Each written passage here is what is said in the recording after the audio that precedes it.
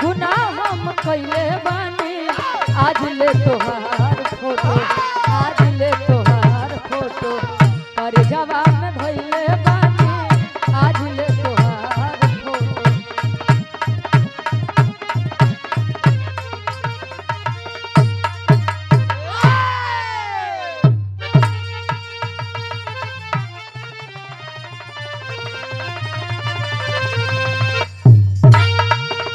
अब समरी राम रे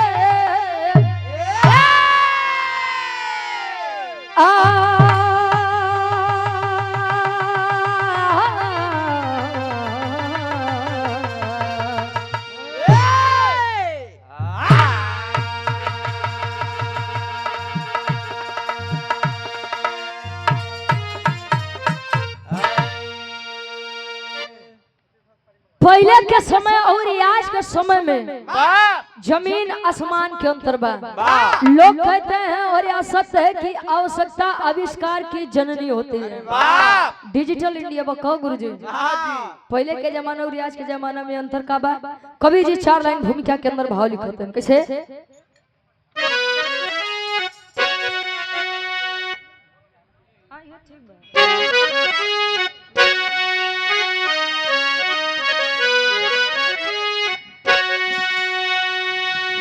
अरे इंसाफ करने का जज्बा कहाँ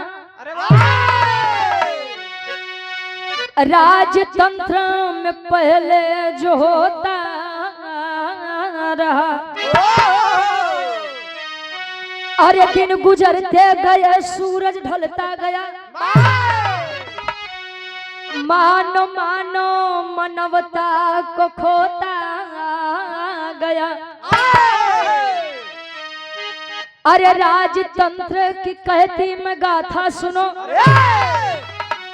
अरे बादशाहों का जब भी जमाना रहा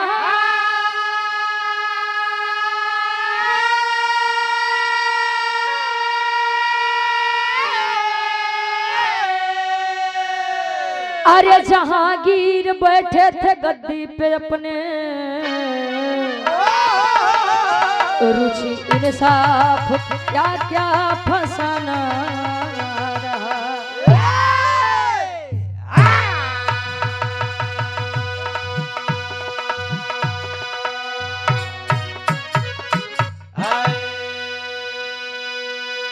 कहे इंसाफ करने का जज्बा कहाँ राजतंत्र में पहले जो होता रहा। राजतंत्र मतलब गुरुजी पहले के समय में राजाओं का शासन चलता था। राजा के घरे लड़का जन्म ले छै हुआ अनहर होख गूंग होख लंगड़ा हो तो वो आदमी के राजकुमार कहाँ आवे वाले समय में वो राजा बन जाए।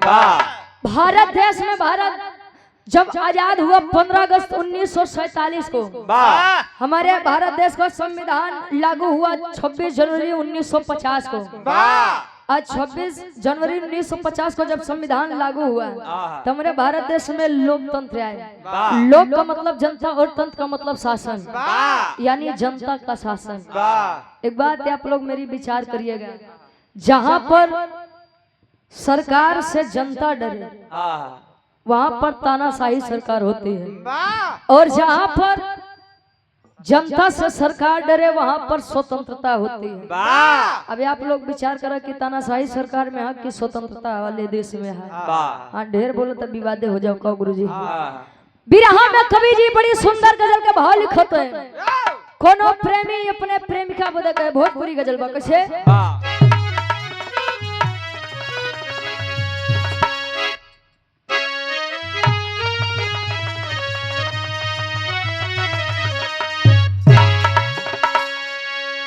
अरे तुम मेरे बाद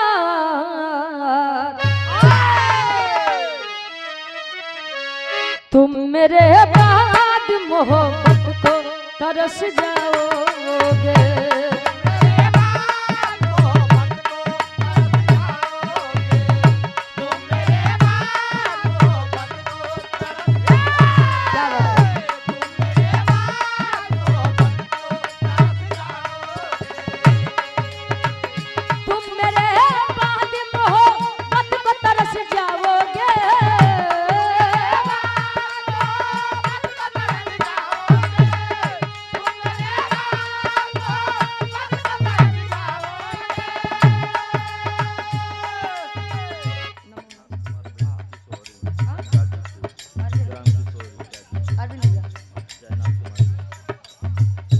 ये हमारे बड़े भाई अरविंद भाई, अच्छा जयनाथ कुमार बिंद हमारे बड़े भाई, ये सुंदर माला 100 रुपया, बहुत बहुत धन्यवाद।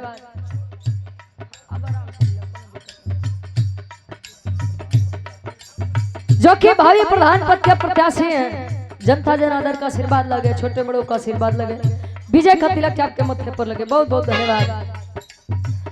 तुम मेरे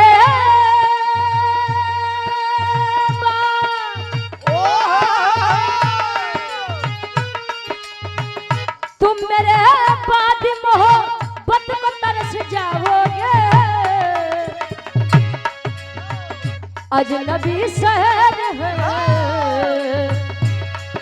या बेवफा, अजनबी शहर है चाहत को तरस जाओगे, अजनबी शहर है चाहत को। क्या बात है,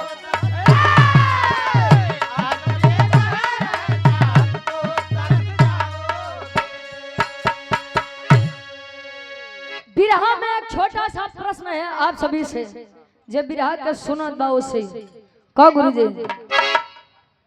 और आज प्रेजेंट टाइम में सर्व समाज शिक्षित है का गुरुजी, शिक्षित सब केहू बस केहू केहू किताबी कीड़ा बन के रह जात बा, केहू केहू पढ़त बा खाली नौकरी पावे बदे, केहू पढ़त बा समाज के जन कल्याण खातिर। तनी सा आप लोग विचार करिए, प्रश्न बा का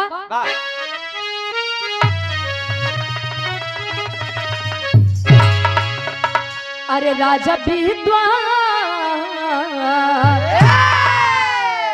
एक तरफ राजा महाराजा को खड़ा कर दीजिए और एक तरफ ज्ञानी आदमी यानी विद्वान को खड़ा कर दीजिए। अरे राजा विद्वान में स्थान किसका ऊंचा है,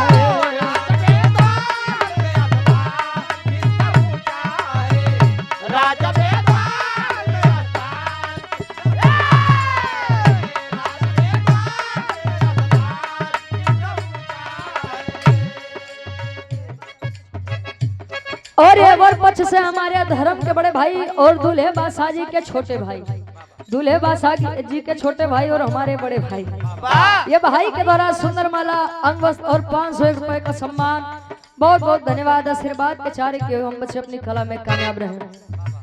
राजा विद्वान में स्थान किसका ऊंचा है,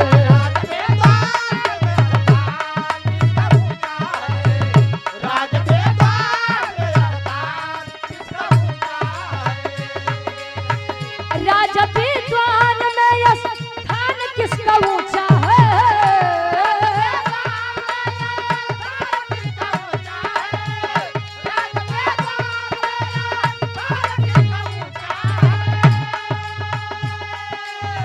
राजा विद्वान में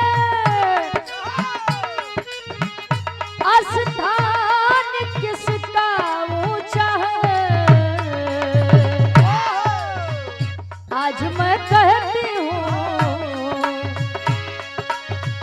आज मैं कहती हूँ सम्मान किसका ऊंचा है, आज मैं कहती हूँ सम्मान।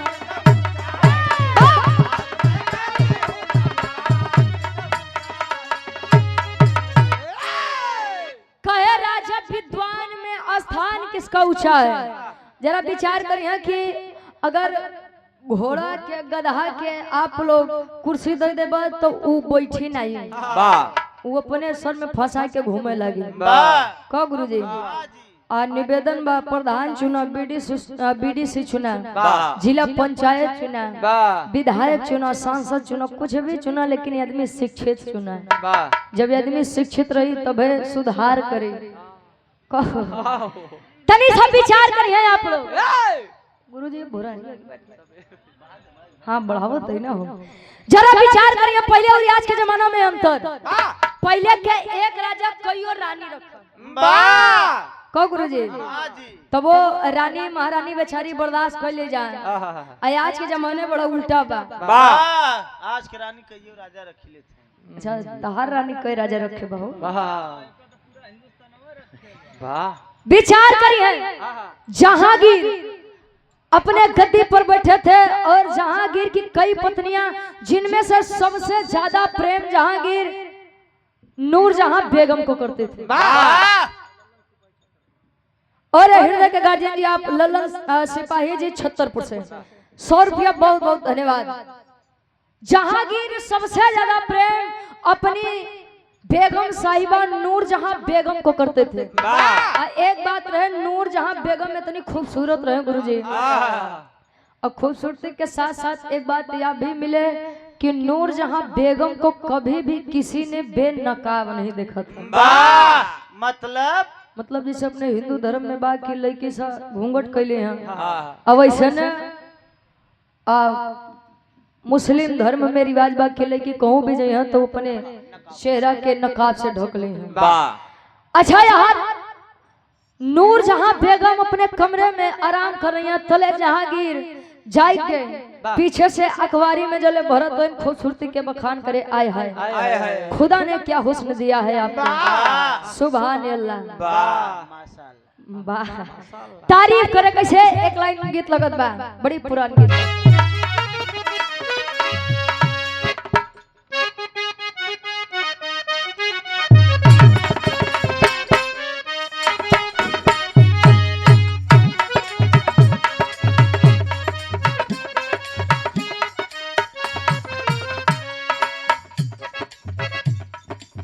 कजरा मोहब्बत वाला अखियों में ऐसे डाला,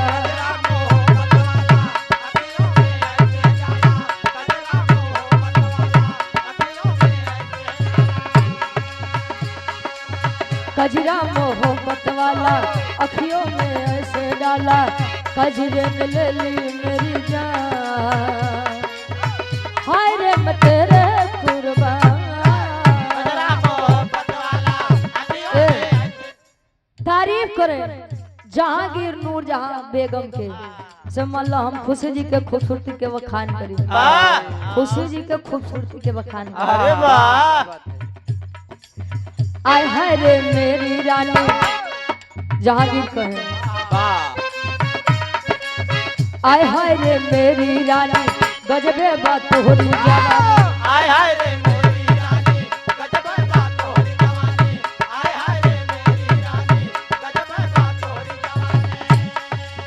आय हाय रे मेरी रानी, गजबे बात तोहरी जवानी, आम के फाकी जैसे देखेलू तरु की ज्यादा सा, गजबे बात कहे आय हाय रे मेरी रानी, गजबे बात तोहरी जवानी। वाह, बनाने वाले ने क्या बनाया है आपको, आपकी खूबसूरती का कोई जोड़ नहीं, कोई जवाब नहीं। अरे वाह, जहांगीर के बतिया सुन के नूरजहां बेगम कहे कि ढेर मस्का मत लगावा, अब तोरे लगे तबे आओ जब हमार शर्त पूरा होई। शर्त का बा कि हमके दोनों से और बाढ़ चलावे के सीखे के बाद कहें तब कहें कि वैसे भी ये खूबसूरत चेहरा पे ये खूबसूरत अदायगी बड़ा सुंदर लगे। अच्छा, नूरजहां बेगम के धनुष बाण चलावे सिखावते हैं, 1 दिन 2 दिन 3 दिन 4 दिन 5 दिन बीता गवा, और धीरे धीरे जब दिन बीता गवा गुरुजी मतलब गुजरत चला गवा। ए भैया, एक दिन जहांगीर अपने राज दरबार में बैठे हुए हैं, राज सिंहासन पर दरबार लगा के, और नूरजहां बेगम अकेले बैठी हैं, तले देखते हैं एक पेड़ के डाली पर एक कौआ बैठा है, काला वाला। हाँ, जब कौआ देखते हैं कौआ करिए होते कहे काला कौआ बैठा, तब नूरजहां बेगम विचार करे कि हमार राजा हमार सैया इतना दिन से हमके धनुष और बाण चलावे सिखावत है, आज काहे नहीं अपन परीक्षा अपने हाथे ले, आज ले धनुष पर बाण रखत नहीं तले होत का टेरी के भाव लगल बा।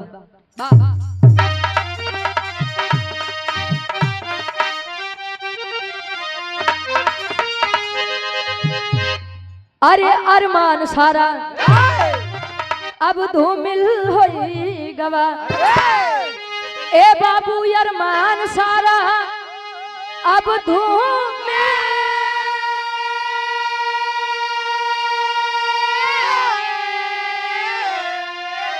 अरे तो अरमान सारा अब धूमिल होई गवा, तब बेगम बाण चलाई मरा एक इंसान, कहे बेगम बाण चलाई मरा एक इंसान, अरमान सारा धूमिल हो गया। निशाना बा उ कौआ तरफ, जब मान लो धनुष से बाण छूटत बा, कौआ अपने तरफ खतरे को आता देख उड़ा है डाली से।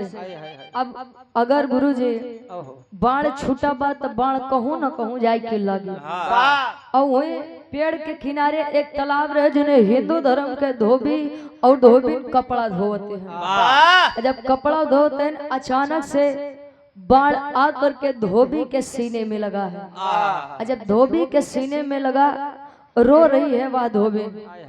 एक बात आप लोग जानत होबा, हैदर अली गुरुजी एक गीत गावे कि दुश्मन मिले सवेरे मगर मतलबी यार न मिले। अरुणुआ रहा जन्म भर मगर करकसा नार न मिले, करकसा नार न मिले। जिंदगी अकेले बिताइला उछले, लेकिन मेहरारू अगर दल बदलू मिल जाए गुरुजी दल बदलू मेहरारू से बढ़िया बा कि वो अकेले जिंदगी बिता। रोवत बाऊ धोबी लेकर चली है अपनी पति की लाश को जहांगीर के दरबार के सामने। और जब जहांगीर के दरबार के सामने पहुंची है, जा करके अपना घुटना टेक कर बैठी है और हाथ जोड़कर एक बात कहे, जहांगीर से बिरहा के आखिरी तरज लगत बा।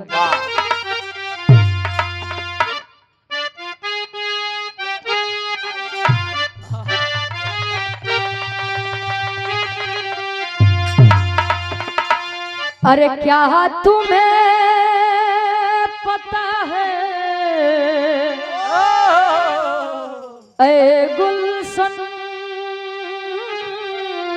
बाबा क्या तुम्हें पता है ए गुलशन, मेरे दिल बरियाने वाले हैं। क्या तुम्हें पता है ए गुलशन,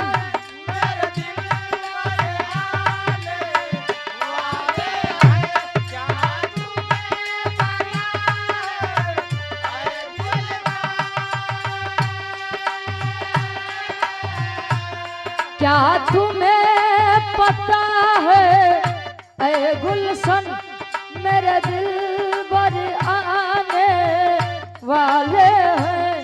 कलियाना बिछाना राहों में, कलियाना बिछाना राहों में, हम दिल को बिछाने वाले हैं। कहे कलिया न बिछाना रहो, वो तो प्रेमी प्रेमिका के बात है। जाई क्यों बा हिंदू धर्म की लड़की एक मुसलमान राजा के सामने अपने लिए अपने पति की मौत के लिए इंसाफ मांगने गई है। क्या कहे, क्या हुई खता है,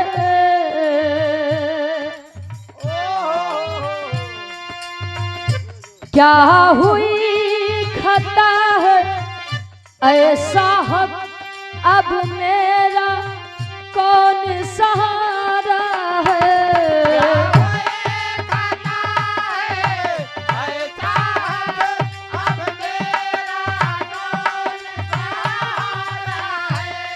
मैं दीन दुखी हूँ खुद राजन, मैं दीन दुखी हूँ खुद राजन, मेरे पिया को बेगम ने मारा है।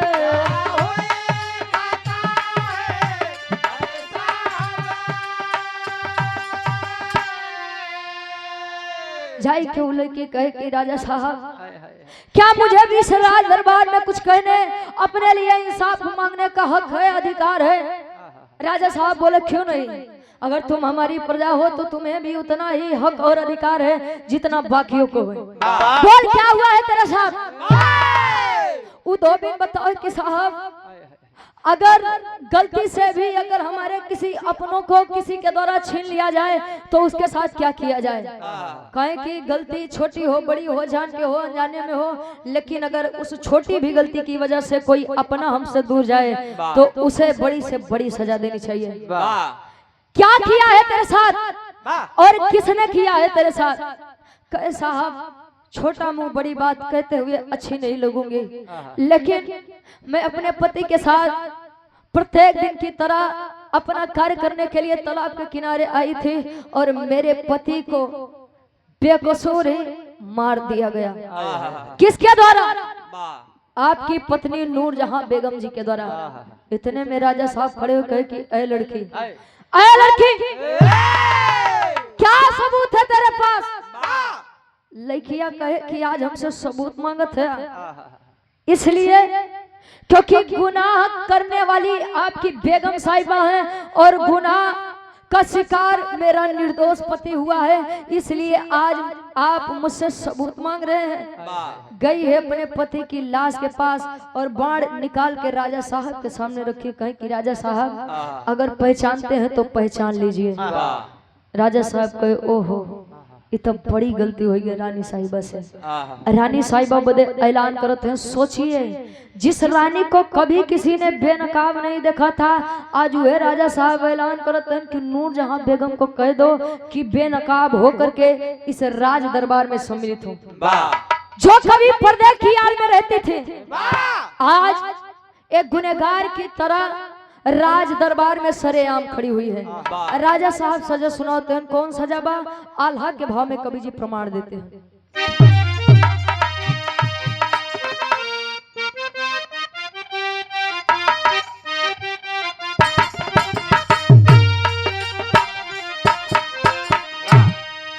अरे बादशाह धोबिन को था माया धन बनवा बाबू, सामने खड़ा भैले सिनेमा के तान, बोले मारा बान बहनी हमरे छतिया पे बहन, वही शब्द सुन के धोबिन छोड़ा दिवाली बान, बोलली बहनिया भैया गजब विपतिया बाटे, नागर के राजा हुआ तू हो ही महान। एक तरफ राजा साहब यानी जहांगीर मुसलमान धर्म से, और एक तरफ जहांगीर की पत्नी नूरजहां बेगम, और एक तरफ वह हिंदू धर्म से धोबी लड़की खड़ी हुई है। लोग विचार करते हैं अरे यार इतनी खूबसूरत रानी जो करे हो उ राजा के कर कौन राजा हुई हैं जो अपने रानी के सजा सुने हैं। राजा साहब ऐलान कर दिए कि नहीं, गुनाह मैं करूं, मेरी पत्नी करे, मेरे बच्चे करें, फिर वह राजा के कोई नहीं लगते हैं, केवल और केवल गुनहगार होंगे। सजा सुनाते हैं। राजा साहब कहें बहन तेरे साथ बड़ा गलत हुआ है, बड़ा अन्याय हुआ है। कहें तब कहें कि अगर तू इसे मारेगी तो ये मर जाएगी।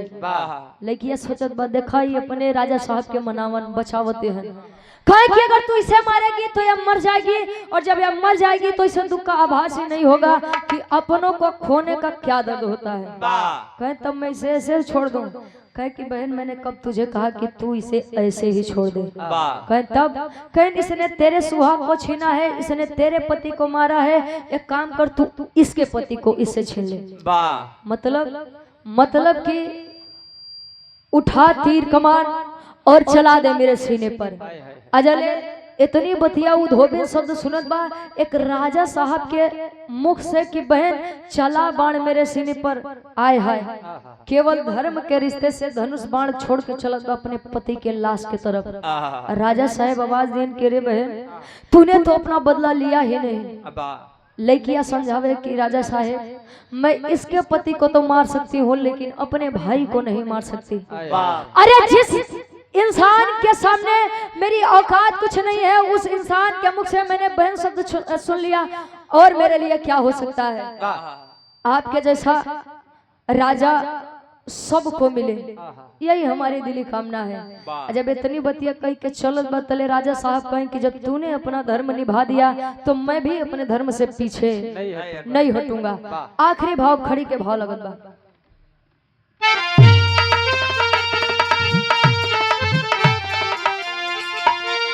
अरे मिला है कितना प्यार मुझे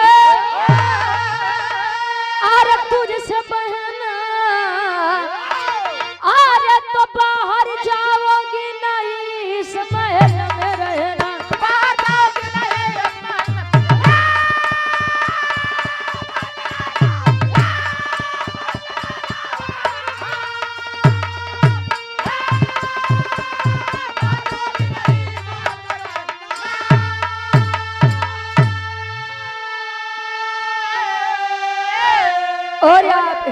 गार्जियन जी, हमारे गार्जियन जी, आप लल्लन बाबू जी, कन्या पक्ष से लड़की के आप बड़े पिताजी, हमारे गार्जियन जी के द्वारा ये 201 रुपए का सम्मान, बहुत बहुत धन्यवाद। आशीर्वाद के चारे कहे बहन, जब तूने अपना धर्म अपना फर्ज निभा दिया तो मैं भी एक भाई होने के नाते अपना धर्म और फर्ज नहीं निभाऊंगा। तेरा इस संसार में तेरे पति के अलावा कोई नहीं था, अब तेरा इस संसार में तेरा या भाई है, और जब तक तेरा या भाई जिंदा रहेगा तुझे कहीं भटकने की जरूरत नहीं है। हिंदू धर्म में जब आदमी मृत्यु को प्राप्त होता है तो लोग उसकी आखिरी विदाई अग्नि दे करके करते हैं, और मुसलमान धर्म में यह होता है, मुस्लिम धर्म में यह होता है कि जब इंसान मृत्यु को प्राप्त होता है तो उसे दफनाया जाता है। गया है वह मुस्लिम बादशाह, धोबी की लाश को अपने कंधों पर उठाया और चल दिया अग्नि संस्कार करने के लिए। कहो गुरुजी, इसीलिए अगर किसी को भी पद पर बैठना है तो यह सोच कर बैठे कि जिस दिन मैं पद पर बैठूंगा उस दिन मेरा कोई भी रिश्ता किसी से नहीं होगा, मेरा केवल और केवल रिश्ता इंसानियत से होगा। जो भी करूंगा, जो भी फैसला सुनाऊंगा, हित में सुनाऊंगा, अन्यथा आप लोग पद पर मत बैठिए। नहीं ते आदमी आजकल गद्दी पे बैठा था, तू अपन चिन्हते भैया ये हमारे बिरादरी है, ये हमारे तनी सा लगा छुआ में होते हैं, रिलेशन में चला इनके छोड़ दे। आई है आज सबसे बड़ा रीजन बना हुआ कि गुनहगार आसानी से गुनाह करके बाहर घूमते हैं, और जो सत्य के लिए लड़ाई लड़ता है वो बेचारा टारगेट पे आवत बा। कहो आखिरी में खानदान का परिचय बा।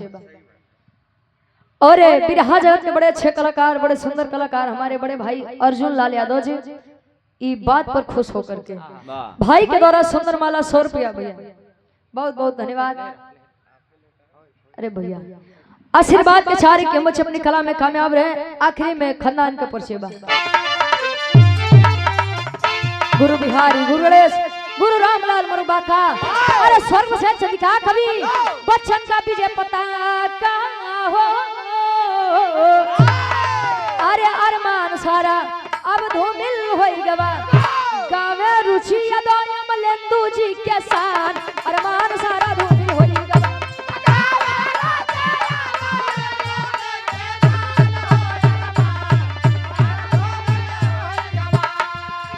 देख तेरे संसार की हालत, देख तेरे संसार की हालत क्या हो गई भगवान, कितना बदल गया इंसान, कितना बदल गया इंसान।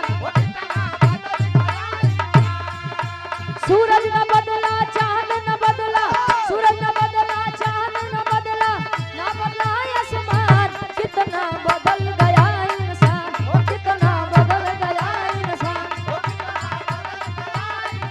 ओ कितना बदल गया इंसान।